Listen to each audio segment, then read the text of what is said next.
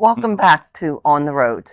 Today, we're coming to you live from Princess Cruises as we take a transatlantic cruise over to Europe to begin our next adventure. So today, we're going to be talking about the apps that we use to organize our life and our travel adventures. And we're going to cover some stuff that's a little bit different, but the standard apps, if you will, for your airlines and your hotels, you want to get those downloaded before we get moving. We're Kim and Doug with On the Road. Come join us for our slow travel adventures around the world.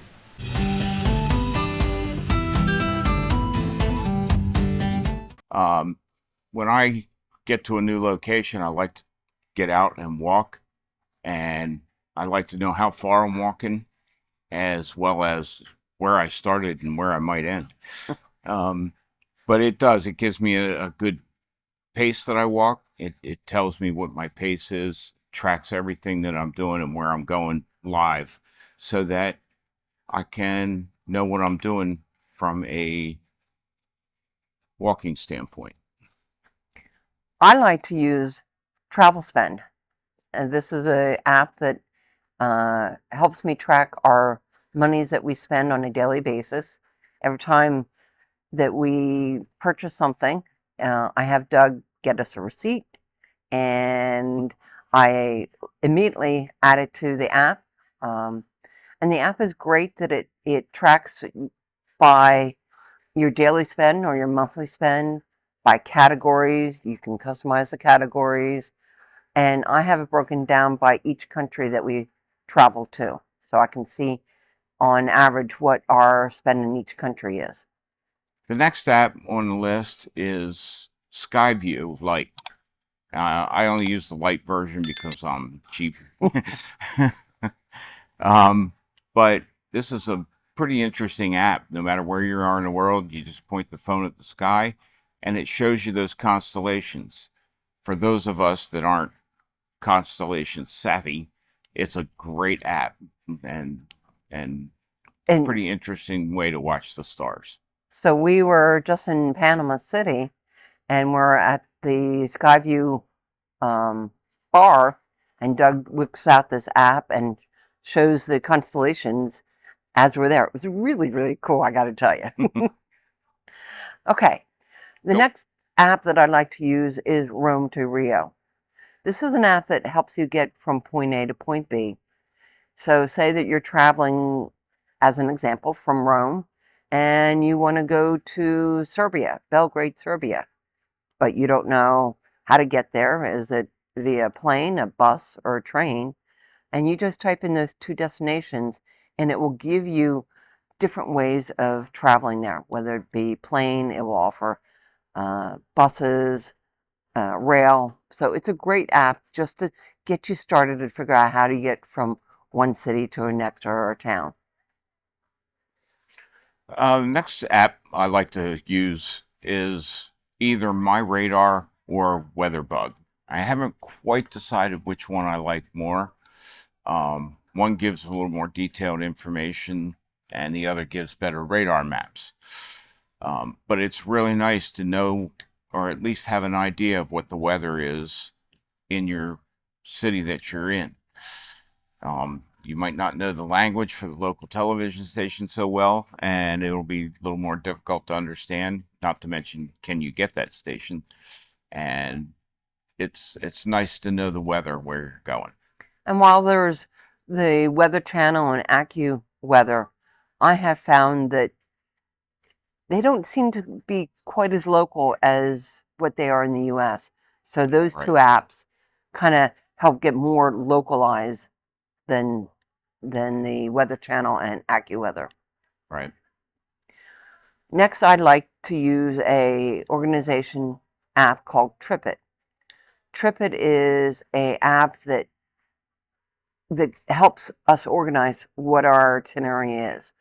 You can send your confirmation emails to a mailbox, or you can have TripIt pull from your mailbox the confirmation itineraries, and it places it into a itinerary So you can look up your trip and say, oh, what's my confirmation number, or what hotel are we staying at next? And Right. it just It, helps. it really helps me because I don't have to badger her with what time was that flight?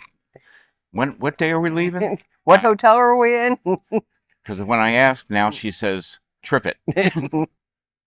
Next one I'd like to talk about is All Trails. I absolutely adore this app. It lets me find hiking trails wherever I am in the world. And it is a fantastic app. It gives you an overview of the trail, gives you a description of the trail, gives you a rating, and you can decide for yourself which trail you want to try to go for. And you can search by geographical area or by the name of the trail or by the name of the park that you be near. So it's a great app for those that like to get out and hike and walk. It's a good app. And why I like it is that he can just drop me a link of where he's going to be, and then I don't have to worry about him. I know exactly where he is. That's what she thinks. So recently we were in Panama City, and the hotel that we were staying at really had very poor internet, and it got to the point of extreme frustration. And so we downloaded an app called Speed Test. And then we could then present to the front desk to say, hey, can you restart your router because we're not getting any speed. So the whole point of speed tests is to test the internet speeds, your uploads and download speeds. Right. It's a great app for knowing what kind of speed you're actually getting in a location and see if you might want to try to do something about it, restarting routers and things of that nature. And it's a good thing to have to argue your point with the staff that something's awry. which we had to do in Panama City. And Right. and then they go, oh, okay, we'll call our IT guy. Exactly. And then another app that we like to use is called Global Tips. And this just is simply an app that tells you in the protocol in each country the tipping protocol, whether it be no tips or 5%, 10%, bellman, taxis. So it really goes into great detail on what is the tipping culture in that country.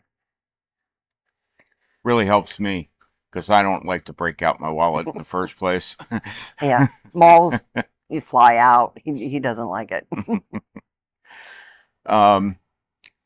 Another app we like to use, and it's just to keep things secure and keep track of all our passwords, is called Keeper. Love it. It you just create an account for yourself, and then under that you have folder with all of your locations, websites, bank accounts, whatever, and that's encrypted, and only you can see it.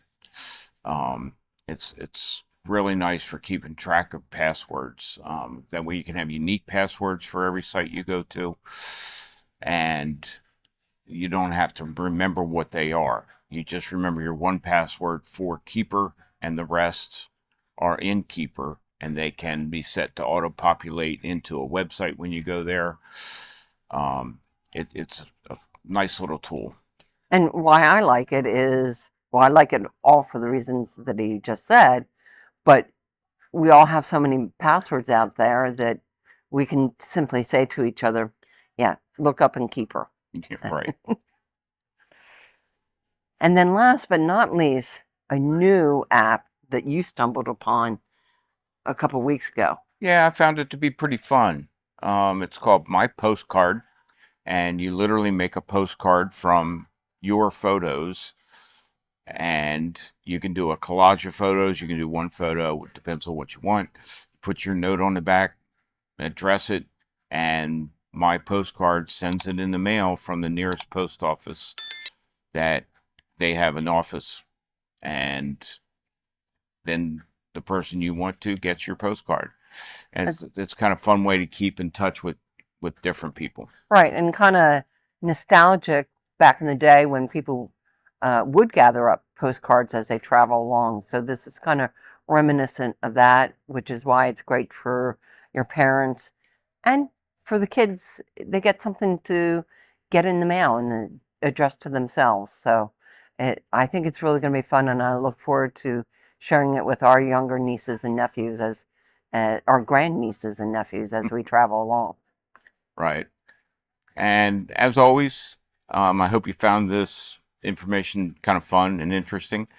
And if you did, hit the like button and leave us a comment. Tell us what your favorite apps are. We're always interested in finding new and improved ways to do things. So have fun, and we'll see you next week. Cheers.